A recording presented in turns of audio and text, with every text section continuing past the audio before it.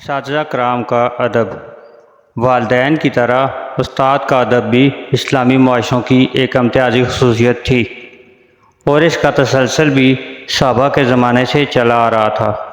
حضور صلی اللہ علیہ وسلم کے چچا کے بیٹے ابن عباس کسی صحابی سے کوئی حدیث حاصل کرنے جاتے تو جا کر اس کے دروازے پر بیٹھے رہتے۔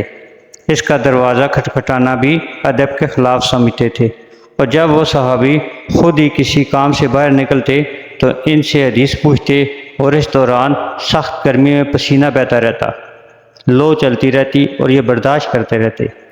صحابی شرمندہ ہوتے اور کہتے، آپ تو رسول اللہ صلی اللہ علیہ وسلم کے چچا کے بیٹے ہیں، آپ نے مجھے بلا لیا ہوتا تو یہ کہتے کہ میں شاگرد بن کے آیا ہوں، آپ کا یہ حق تھا کہ میں آپ کا ادب کروں اور اپنے کام کے لیے آپ کو تنگ نہ کروں۔